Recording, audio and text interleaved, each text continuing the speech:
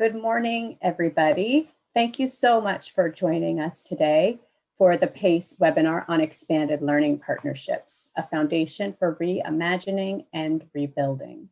We're so excited to have with us here today a group of esteemed speakers and experts, and also materials that undergird this, two PACE briefs that came out very recently on how we can use expanded learning and the expertise in that field to accelerate student learning and meet student needs in the wake of the pandemic. And before we get into the content of what we'll be covering today, I just want to kind of lay the groundwork for why this is so critical and some of the ground that we're hoping to cover today. As everybody, I am sure, is aware, the governor's proposed budget includes $4.6 billion to help students in the wake of the pandemic. And this funding is designed to provide extra instructional time to accelerate learning progress and help students recover credits that they may have lost, to provide community learning centers, and to help educators meet the kinds of social emotional needs that they might have through trauma-informed practices and integration across community services. That's a lot of money and a lot of need. And luckily for California, we have some great resources that were already in place and some fantastic expertise from which to build. So part of what we're hoping to do today is to raise up some of those best practices and those voices as a way of getting some concrete ideas onto the table about how we can use that funding at every district and school across the state to really advance student learning and meet student and family needs.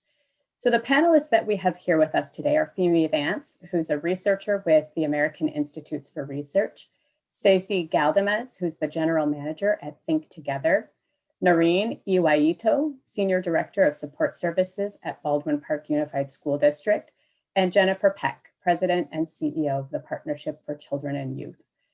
So please join me silently in welcoming all of our speakers. We're so happy to have you here with us today.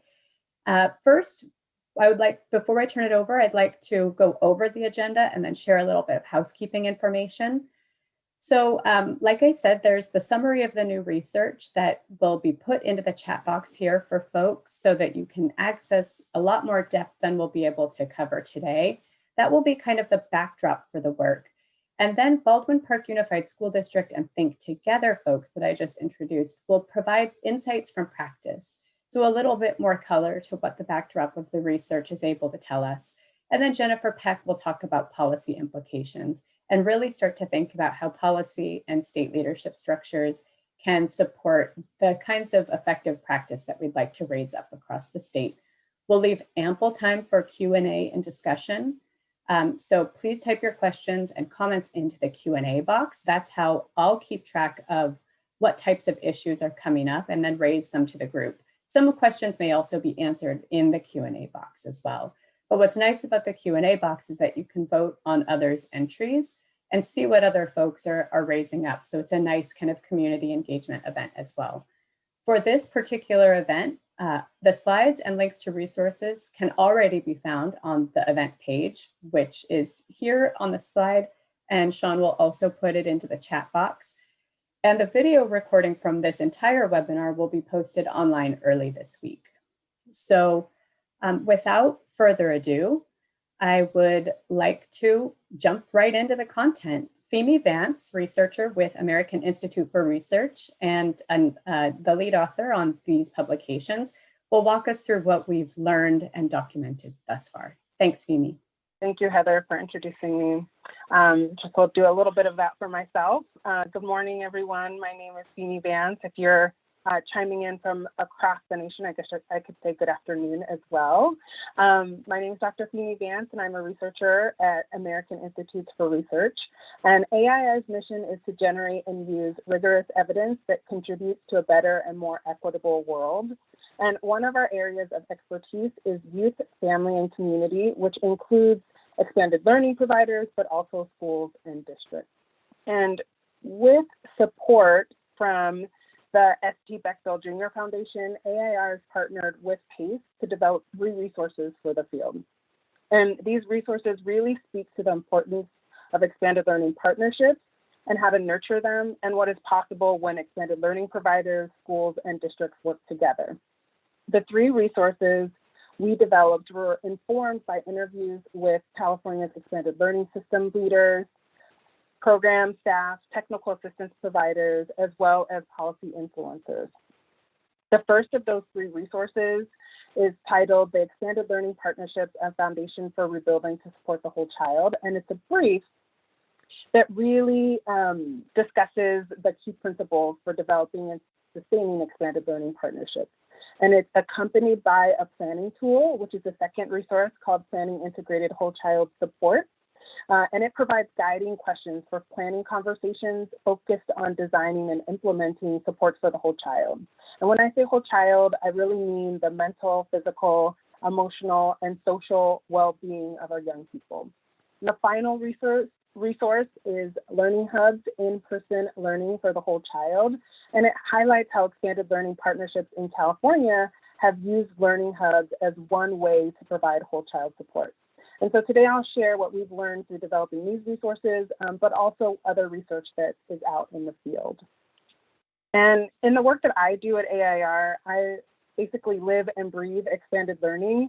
But for some of you, you might just be beginning to learn what expanded learning has to offer. So I wanted to start us out by just taking a look at what I mean when I say expanded learning. So in California, expanded learning is inclusive of before and after school, summer, and intersession programs. And these programs offer youth safe and supportive learning environments, academic enrichment, caring adults, peer learning, social emotional supports, and perhaps most importantly, fun. And California has a robust expanded learning system, one of the largest in the nation. And there are 450 publicly funded after-school programs that are serving over 980,000 children in California. These programs are primarily funded through the state, through the After-School Education and Safety Grant Program, and receive additional funding through the federal 21st Century Community Learning Centers Grant Program. And just from the demographics that I'm showing on the screen, thanks to the California After School Network, you can see that California's expanded learning programs serve some of the most vulnerable youth, and some of these groups are the groups that have been hit the hardest by the pandemic. And just to close us out on our summary of expanded learning, a strong body of research, including some of AIR's statewide evaluations of the 21st Century program, really show that regular participation in high-quality expanded learning programs benefits young people's academic skills, their attendance at school, and their social and emotional development. And as someone who works in the expanded learning field, I'm really proud to say that the expanded learning programs have really leaned in during the pandemic to make sure that youth and families have what they need, especially during such a rare moment in our history. The After School Alliance has surveyed expanded learning providers across the nation to really dig in and find out what expanded learning programs are doing during the pandemic. And they found that expanded learning providers are in communities offering really critical supports, like helping families meet their basic needs, like access to food. They're supporting access to educational resources. You can think about connections to the internet, staying connected to youth and families that are harder to reach during this time, providing social and emotional support, and offering care for our essential workers. And this in California, we're seeing the same things that we're seeing across the nation. And it's really been possible through the integration at the state level of expanded learning in the COVID-19 response, as well as some policy flexibility that has been informed by expanded learning providers, as well as some promising models, which we'll talk a little bit about today, for providing in-person supports that touch on the gaps in distance learning. What are we learning about building expanded learning partnerships? We really think that these partnerships can be used to support the whole child. And through our research, we can offer principles for developing and sustaining these partnerships, but also through research that the Aspen Institute's National Commission on Social, Emotional, and Academic Development did.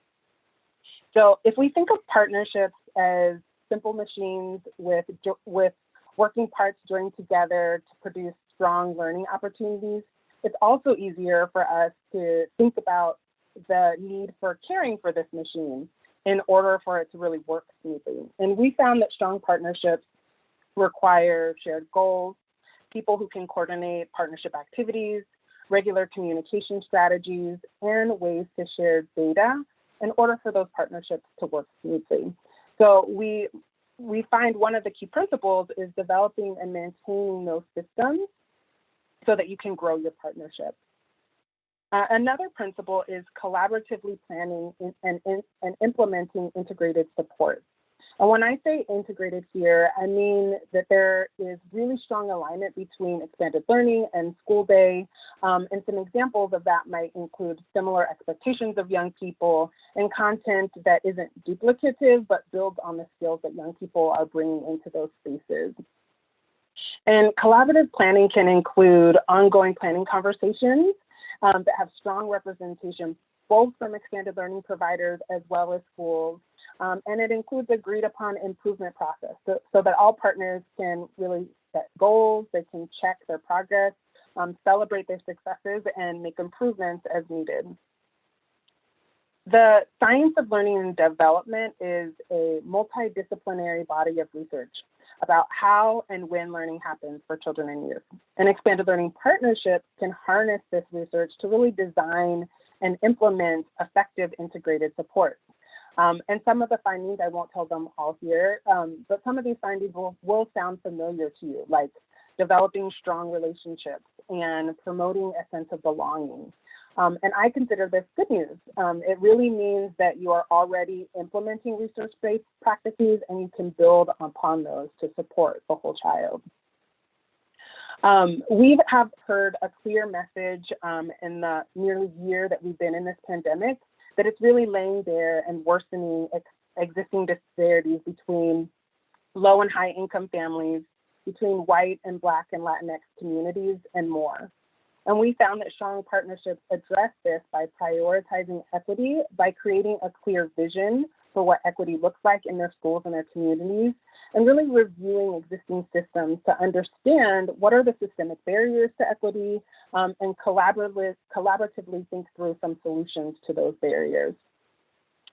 And finally, I just want to talk a little bit about adults. So all adults, both in and out of school, can impact student learning. And so we want to prepare them to do that. And one way to do that is to provide professional learning opportunities that enable adults to gain the knowledge and skills that they really need to support their social emotional development of young people. And that also typically includes also making sure that they can strengthen their own social and emotional development. And so I encourage you to check out a planning tool that I mentioned earlier to help with existing and emerging partnerships, where they really begin to embrace some of these principles. Let's talk about one way in which these principles have been at work in developing one learning opportunity specifically for young people during the COVID-19 pandemic. So learning hubs are emerging as one way to provide in-person support. They are very new. The research is just emerging about this.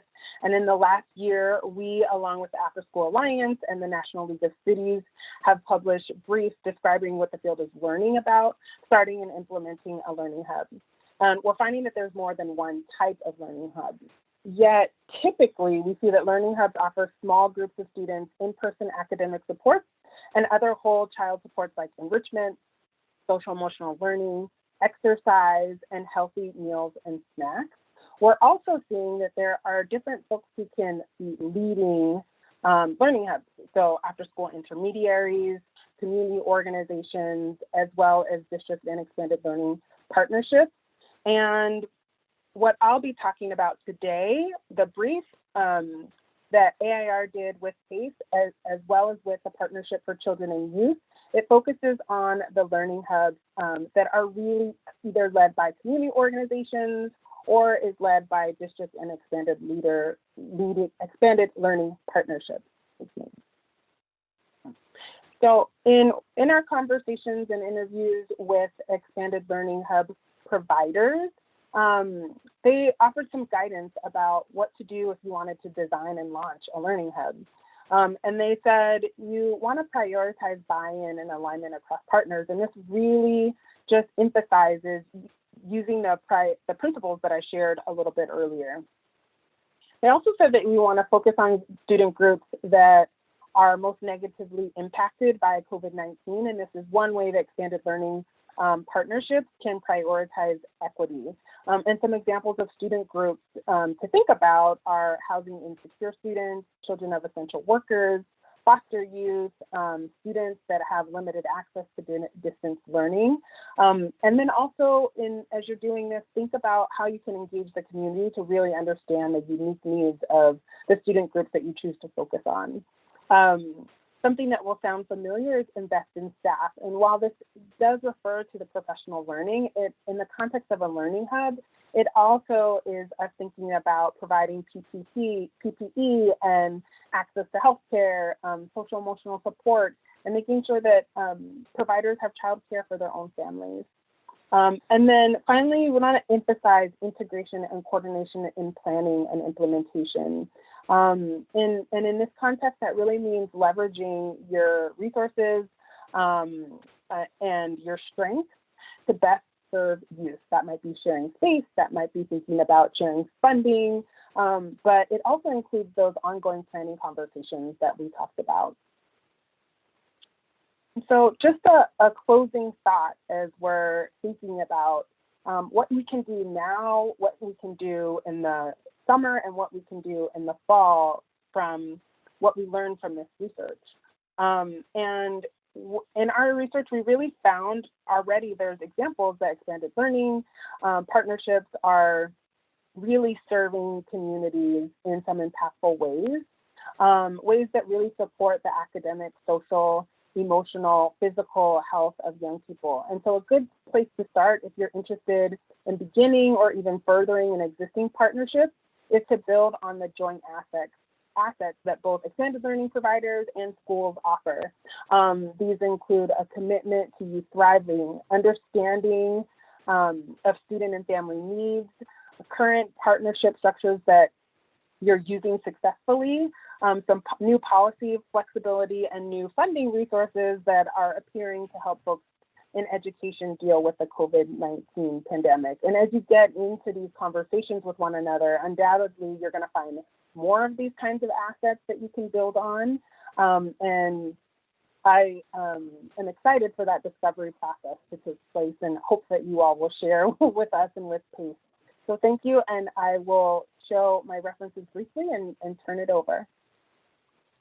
Thanks so much, Femi. And in the slides that are posted online, Femi has a resource and reference list that a lot of that is in the briefs as well. So highly encourage you to check out those resources. Just want to note one thing that was raised up in the chat box. California has 4,500 existing programs, not 450. Thank you, Michael Funk, for that correction. And just a reminder to raise up any of your questions and comments in the Q&A box. I'm hoping that some of what was raised already around what are good implementation ideas for the kind of integrated supports that were raised by Femi will actually get some of that and begin to start that conversation in this next set of comments. So I'm going to hand it over to Noreen and Stacy, who are going to share with us the partnership that they've built and how it's enabled them to implement learning hubs and other approaches for kids in this existing and past phases of the pandemic, and perhaps to share a little bit about how they're thinking about how that partnership will continue into the months ahead. Thank you, Heather. I'm Noreen Iwai-Ito. I'm Senior Director of Support Services here in the Baldwin Park Unified School District. I oversee state and federal programs, the LCAP, ACES grant. I'm part of the Student Achievement Division.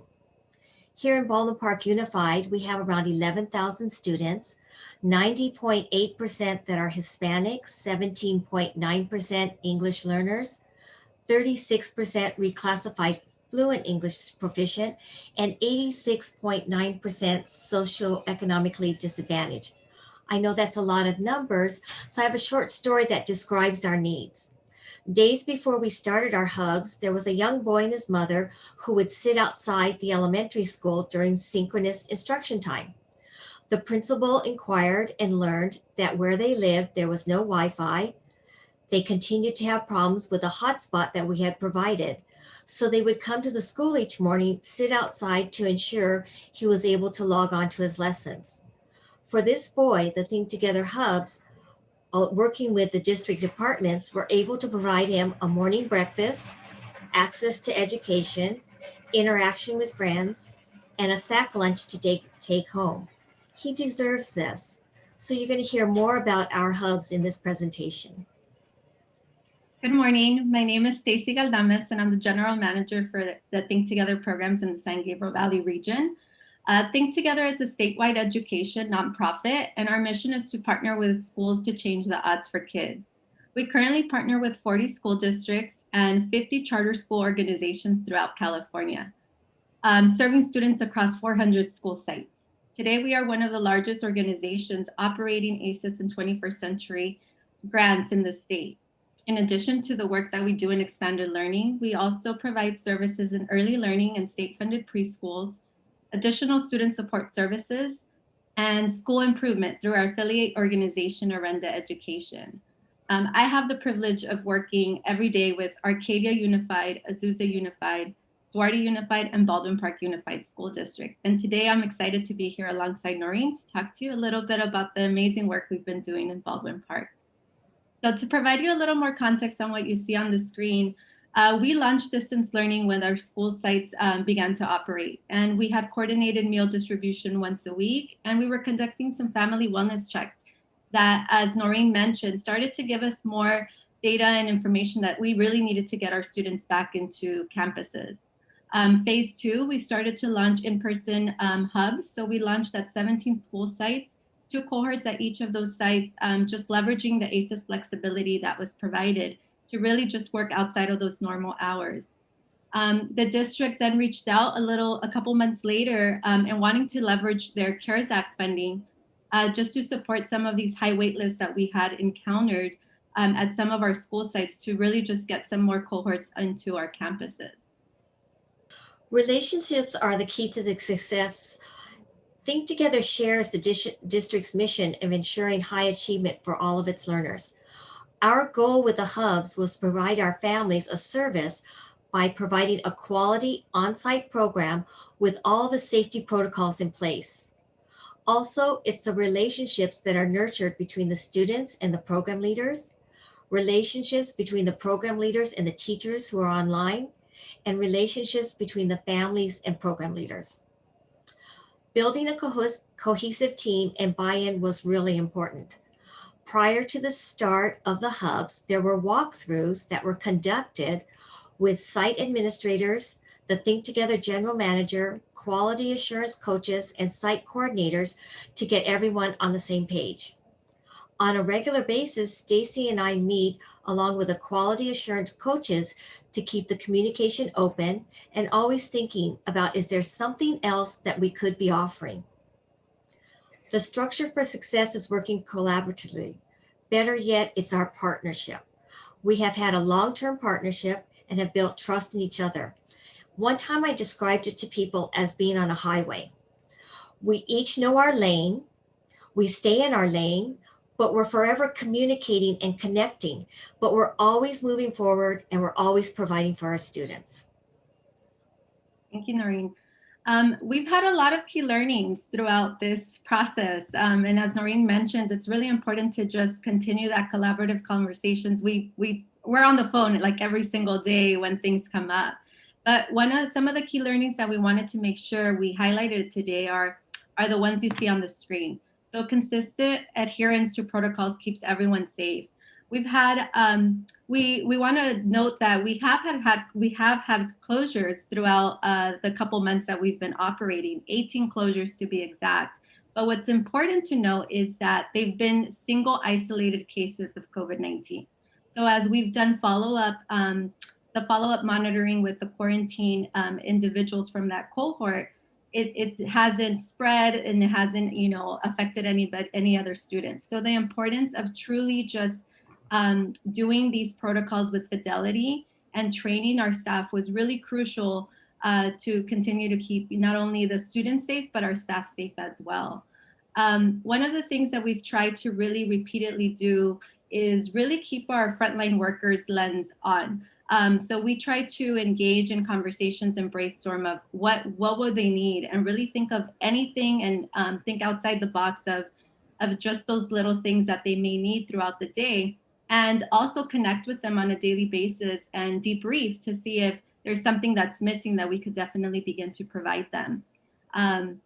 Which ties into the next piece. So supporting staff confidence to go back to work in person.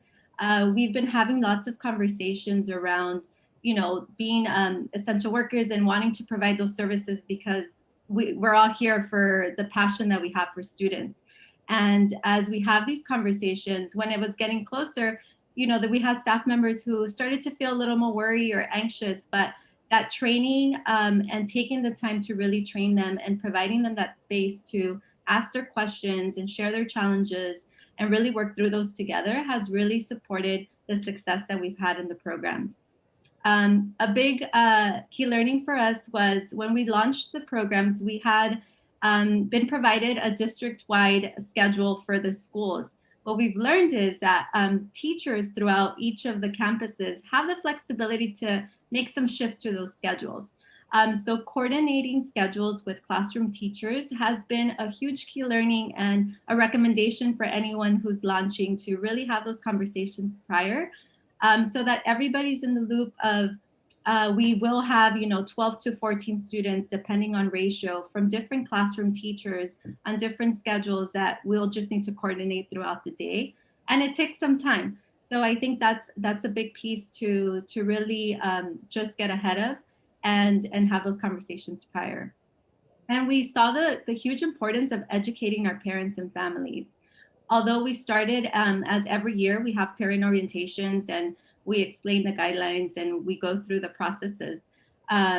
We noticed that, this is new to all of us, and stay-at-home orders, what does this mean? And what do these guidelines really mean? And just getting parents to truly answer the questions as we do wellness checks every morning with fidelity and explaining to them what these guidelines mean. And that's taken time and it's continuous. And I think that's a huge piece that as districts launch and providers launch, to keep in mind to continue to work on those pieces throughout the months that you're operating. Thank you. And as Stacy was mentioning, communication is one of the keys to the success of our program. Think Together provides me with weekly update, including pictures. I receive attendance reports. They're monitoring, I'm monitoring. They let me know what they're doing to increase attendance. I keep the district superintendent, the cabinet, and the board updated about the program. And weekly updates also lets me know what's happening at the individual sites. All of our hubs started out with the same foundation. There was prioritizing of the students' populations into consistent cohorts. There was strict adherence to county and state health protocols, ample PPE provided, physical setup that allowed for social distancing, desk shields in place, schedules set, meals planned, and training and support of staff. But over time, we've seen how each of these hubs has taken on their own personality to meet the needs of the students, always following the health and safety guidelines. We can see the creativity that the Think Together site coordinators and program leaders have brought to the hubs. One of our elementaries has the Harvest of the Month theme.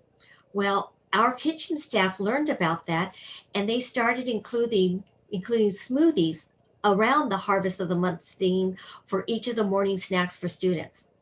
One of our middle school sites met with the principal and instituted assignment completion reports. The Think Together site coordinator set up a recognition program with a weekly raffle and saw how this helped motivate students to complete their assignments online. Yeah, as Noreen mentioned, feedback is super crucial and important during these times. We monitor with our principals, with our parents, with our staff, and our students what is needed, and we're taking that feedback in real time and adjusting as we need. So it's just really important to continue to have those processes so that we can really support the students in any way that is necessary. And phase 4, we're looking ahead to next week, February 16th, with opening hubs at our high schools. We have 2 comprehensive high schools. We'll be opening 3 hubs each, and 1 continuation high school where we will start with 1 hub. Again, we focused on providing student services to English learners, special education, students with connectivity issues, and students experiencing homelessness. And because we're at our high schools, seniors at risk of not graduating. We think about the freshman students also who have never stepped foot onto a high school campus. So we're working with our teachers and counselors to identify the most needed. Think Together has been a K-8 program. Our high schools are thrilled that we are moving forward and scheduling this. What we did for this was to leverage our CARES Act funding for additional K-8 hubs into the high schools. And as Heather mentioned when we kicked off today's webinar, we're all aware of AB 104, and we see our job as just truly maintaining awareness of what's going on and really understanding legislative bills to be able to support in the conversations with our district partners of what we can bring to the table. With Noreen and with the rest of the districts, it's important to reach out to the district partners at this time and support and see if you can get a seat at the table to brainstorm with them, to really begin to plan for summer, and also what will things look like for students once they return to on-campus learning. So we hope that you learned a little bit, through this couple minutes with us. And if there's any questions, please do not hesitate to reach out. Thank you for your time. Thank you so much, both Noreen and Stacy. And thanks to those of you who are putting some questions in the Q&A. What we'll do is raise up those questions in the overall panel, excuse me, so we can hear about kind of what some of the challenges and concrete approaches have been in Baldwin Park, but then also bring in our other panelists to answer as well. So I'd like to turn it over now to Jennifer Peck, the President and CEO of the Partnership for Children and Youth. Jennifer, I'd love for you to just shed some light for our attendees on how we can think about expanded learning programs and people as a way to address some of the challenges we're experiencing now and will be facing in the summer and as we return to school in the fall and beyond. Yeah, thank you, Heather. I really appreciate the opportunity to be part of this today, and also just want to say I really appreciate PACE and the attention and emphasis you've been putting on the expanded learning space, which, as we've been talking about, is really critical during this time. So I'm going to start actually by reminding us of a fact that is really important to keep in mind as we think about shaping public policy and investments in expanded learning. When you consider the traditional school year and school day hours, kids spend roughly 80% of their waking hours outside of school. And we know that the ways in which kids spend that time, the opportunities they're given, the ways they're supported, has a huge impact on their school and life trajectory.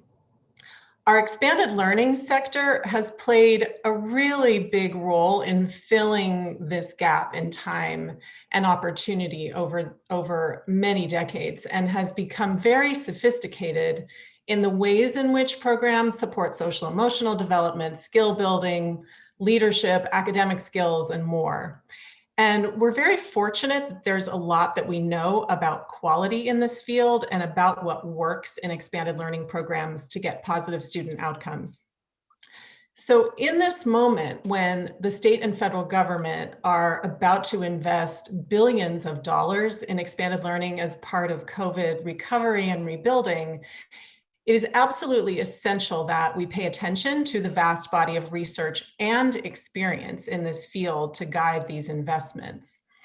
Here in California, I think policy leaders are really on the right track based on what we've seen from key measures like Assemblymember Lorena Gonzalez's AB 104, as well as signals coming from other legislative leadership and the governor's office. But I'm going to lay out some of the things I think are most critical to put in place in policy to ensure that we're effectively investing both now and into the long term. First, policy must make clear the necessity for districts to engage with community partners. As you heard from the panelists before me from Baldwin Park, the partnerships are not just a nice to have, they are really essential. And we can't leave it to chance that everyone will design programs this way. And some districts have been doing this and have the relationships and the experience to build on, like a Baldwin Park, but some don't. And in addition, the language on this in policy must be clear that schools' relationships with partners is not just a contract for particular services. Community organizations need to be included in the design and the operation of programs for them to really be successful and collaborative. We have to remember that in addition to all the expertise they already bring, that this particular year, it has been community-based organizations that have shouldered a lot of the work of supporting highly vulnerable students in person through learning hubs across the state. And they have developed experience operating small group cohorts, implementing safety protocols and other things that may really continue to be necessary into the summer and the fall as well. On top of that, community-based providers, expanded learning providers, bring critical value in connecting with families, which was talked about previously, which schools are really going to need as we try to help families, and I think especially in communities of color, feel comfortable bringing their children back to in-person learning if they haven't been there already. And this is a task I think we should not underestimate. There was a challenge with distrust of school systems before COVID hit, but now with safety concerns on top of it, schools will really have to leverage partners that can help them build that trust. Another point that needs to be made clear in policy is that expanded learning investments cannot be overly focused on academics, learning loss mitigation, or drill and kill, as it is sometimes called. The research on effective summer programs, for example, is very, very clear that the most effective programs have a balance between academics and enrichment and fun for kids, and that the most effective programs really feel like a summer camp. And because of that, kids attend consistently and get more benefits that way. And while I think most of us understand which groups of students most need expanded learning supports, it's really important that in policy, we clearly prioritize student groups we know have suffered the most from distance learning, such as our homeless students, a number which is growing all the time and have faced particular challenges this year. And finally, starting at least by the summer, we have to require that school facilities are made available for these programs so that in-person programming is available to those who need and choose that option. Far too many school campuses have been closed this past year, even to highly vulnerable students for whom at-home learning was just completely untenable for a variety of reasons. And in Contra Costa County, where I live, for example, because of widespread campus closures, the county superintendent used some of her CARES money to fund learning hubs at a YMCA, at a public housing site, at a police activities league, so that vulnerable students had a place to do distance learning that was staffed by trained and caring adults. And with more funding coming down the pike, we have to address facilities. Schools are taxpayer-funded buildings, and they need to be made available to the community for these programs.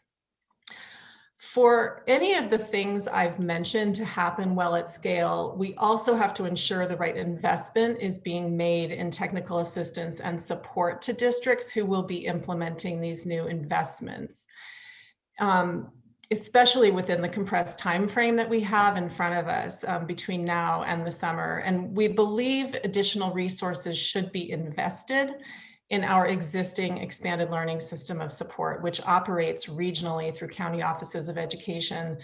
And where this is really where the expertise in this field resides, and it must be leveraged and resourced to support this very large and quick expansion. So I'll end by saying that as we move forward, let's not lose this opportunity to think more expansively about what we want to end up with when we are on the other side of this. The current construct of the learning day and year have not made sense for a very long time. And this year with new investments, we could really push the envelope on learning models that better mirror all we know about how kids best learn and thrive, and get closer to this whole child vision that we've been talking about for a very long time, but haven't really been able to achieve. For example, let's build on the many great school community partnerships we already have out there across the state and create opportunities for jointly designed and staffed full year, full day learning models, and carefully track and document these and be very intentional about how we embed these ideas in policy and systems moving forward. So thank you again for including me today, and I look forward to the discussion. Thank you so much, Jennifer. And I'd like to ask all of our panelists to hop back on video at this point for Q&A. Got some really great questions in the chat box that I'll do my best to work through. But I think the one that I want to raise as a starter that seems like it might be undergirding a lot of the questions that we've gotten is about how you get started. A lot of times we emphasize partnerships that are doing really amazing work, and all of our panelists talked about how important relationships are and how easy it is to kind of launch from a place where you have those partnerships in place. So if you're thinking about a district that maybe doesn't have a long history of this kind of partnership, what is some of the advice that you would give about how to get started right now? And we're getting questions about funding, how you think about funding sources, how you think about integration between school and after school. So what are some of the lessons that you would pass on to people about either having done this work, having studied this work, having advised this work? Stacey and Noreen, maybe we can start with you, and then we can have Jennifer and Femi add on anything. I can remember that when Think Together first came to the district, there was some apprehension, and that was 10, 12, I forget how many years ago. It was before Stacey and myself. I do remember attending board meetings, but the bottom line was there was so much communication between Think Together and the director at that time who was bringing the program on. And they did a lot of informational meetings during the regular board meeting so that families would not feel nervous or hesitant about it. So from the very beginning, they were building a relationship. And I think it's important as organizations, right? We're also working through these things, planning and reaching out to district partners and saying, you know, there's these opportunities and this is how we think we can support, you know, you meeting these needs. And I think taking those steps to really just put yourself out there and really being willing to be part of that brainstorm with partners. I think so if you don't have the opportunity currently, you know, taking those steps to really just put yourself out there so that they know that there's somebody there who's willing to support this as well.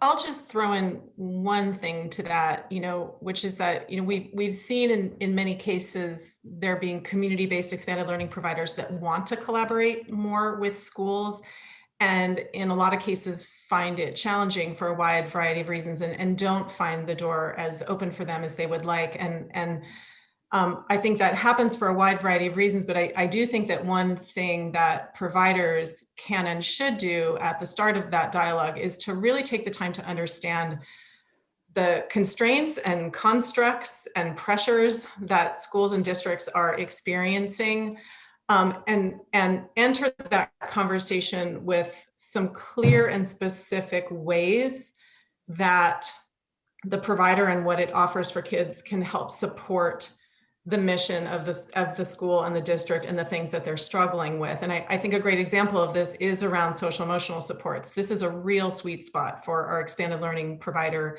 community. They have always done this. You know, it was not always called social emotional learning. We are the youth development field. Our expertise is in developing relationships. Everything starts with relationships. And so I think translating that into language that our school partners can really appreciate and embrace is really important for the beginnings of that dialogue. And I'll just, oh, go ahead. Oh, thank you. I want to second that this for expanded learning providers is like, this is not the time to be modest about what you're offering. It really is the time to step up and be proud of what you've been doing and the skill set that you're bringing to the table. And just really simply, I think the starting place is an invitation.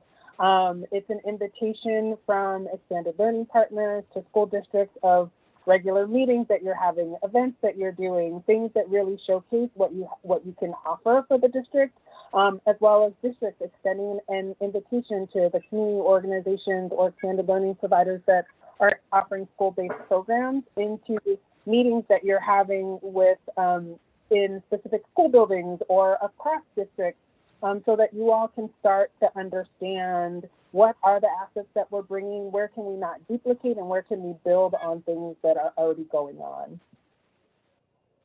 And I would agree with that. We had a district showcase about two summers ago. And of course, one of the first partners to join us was Think Together. So our parents see them at many of our events. During distribution, Think Together staff is there alongside our principals, our assistant principals, our teachers during textbook distribution, Chromebook distributions. And so I would so agree with that. Great, thanks everyone. And I'll just put in another plug for the planning tool that was released with these resources. I think it gives a great structure to thinking through what assets already exist in your community and across partners, because as we learn about different work that people are doing all around the state, the students and families that they're serving, the programs that they build are really different because they're built on those community assets. So I think that's a really important place to start.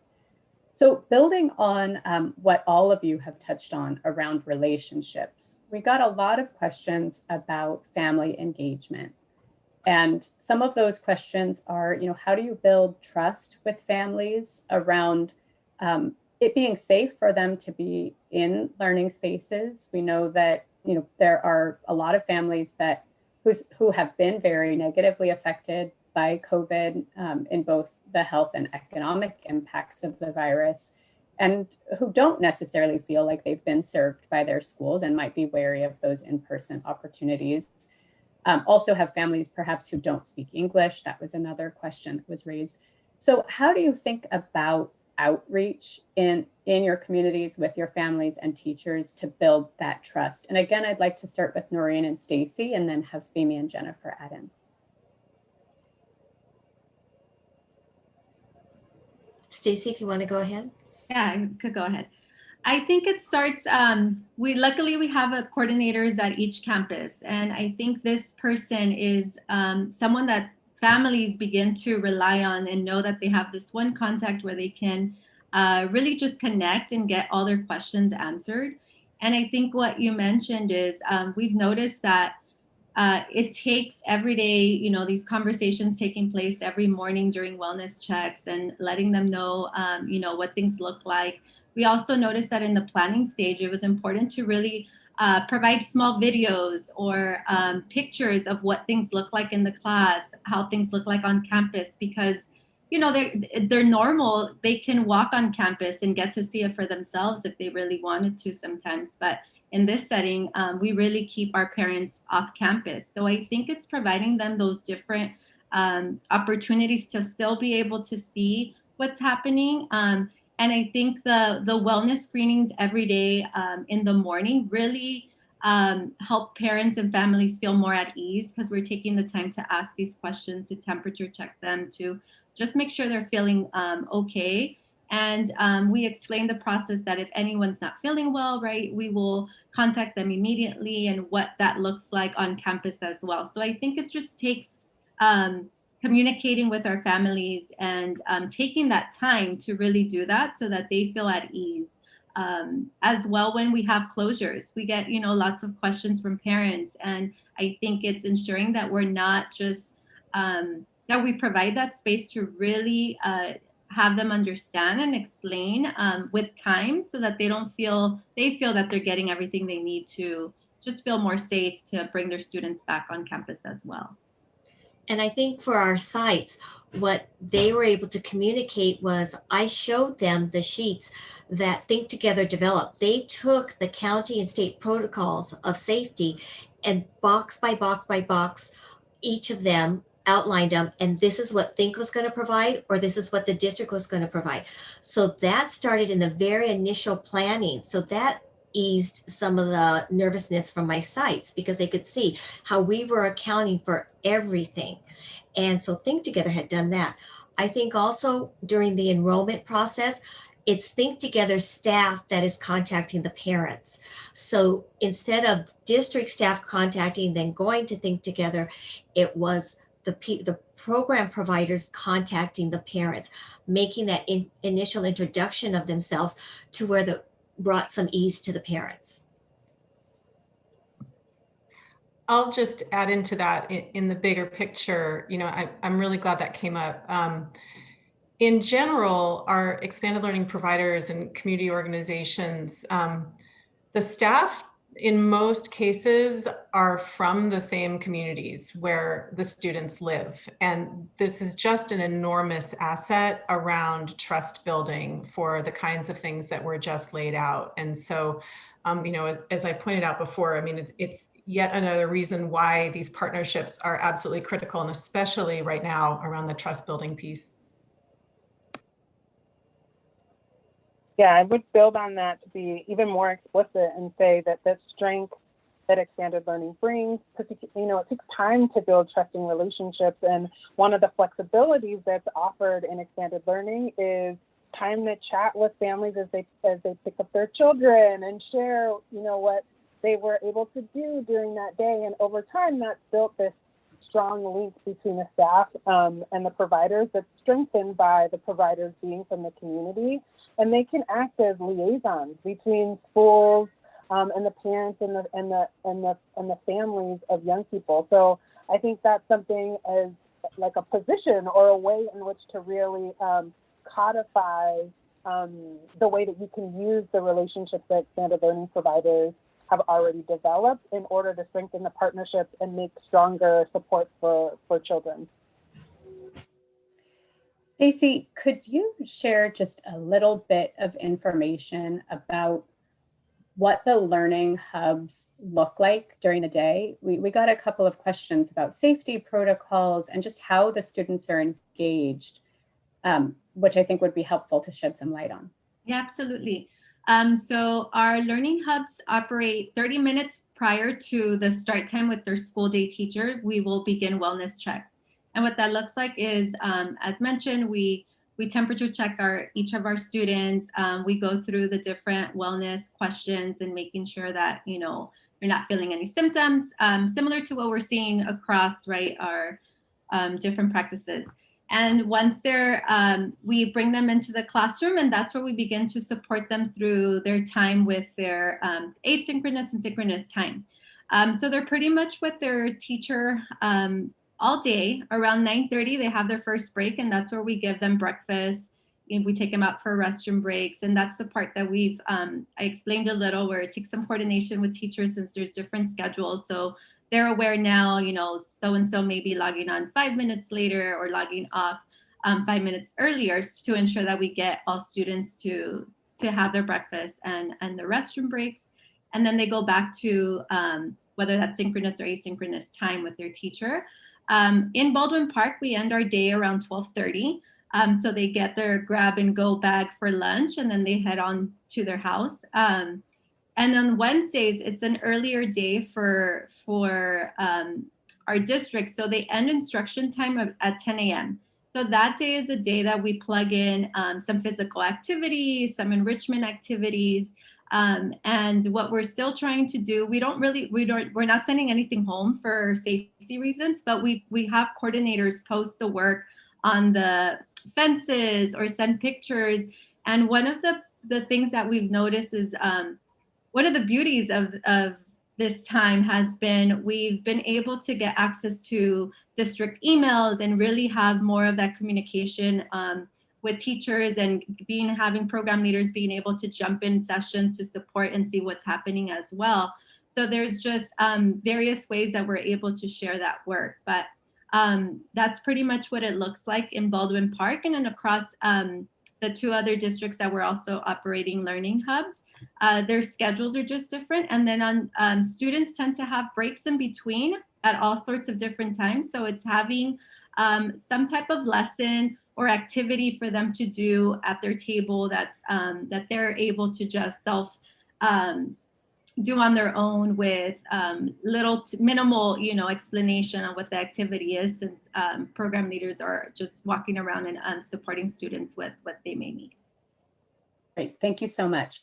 So we have just 3 minutes left, and in those 3 minutes, I'm going to ask each of you to say in very brief, quick way, what do you hope to see as a result of the governor's proposed investment in expanded learning time and learning acceleration and supporting the whole child? Jennifer, I'll start with you because you mentioned in some of your comments, this is an opportunity. What do you hope to see? This is going to repeat what I said before, but I hope to see, number one, us leveraging the heck out of the talent and the experience and the people and the systems that we already have in place in California. And as Femi mentioned at the beginning, we have the biggest, most robust expanded learning system in the nation here. So we must leverage it. In addition to that, I hope that we can really pull out practices like Stacy just referenced around the increased level of coordination and relationship happening between partners and school districts around this work. We should figure out what those things are, we should document them, and we should scale those things and look at how we get that done through, do we make permanent some of the regulatory flexibility that we have right now because of COVID, and also continue to resource it. And finally, I want to make a plug for summer. Summer has been a big gap for such a long time. It's one of the, I think, biggest problems we have around educational equity in this country. The differences between what lower income and higher income children get in the summertime, and it's a huge contributor to achievement gaps and all the rest. Let's not think of this as a one-time thing around filling that gap. Let's figure out how we really provide full year, robust learning opportunities for all children. Thank you so much, Jennifer. Noreen, then Stacy, then Femi. In the interest of time, just one quick sentence to wrap it up. I think for me, it would be expansion of a quality program that takes the safety into needs, but we need to get the students back on campus. Thank you. Stacy. I was going to say the same thing. Hope to see lots of students, more students back on campus soon. I would say, want to second everything that everybody else said, with a strong equity lens in place. Mm-hmm. Well, thank you all so much for joining us, and thank you to the participants that spent the first hour of your day today talking about expanded learning. We're really looking forward to working with you all as we figure out how to put this proposed investment to use to really support California students and to advance the equity goals that we all are so passionate about. Thank you again, and the resources are online. The slides and written documents are online, and the video will be posted early next week. Thank you all. Have a good day.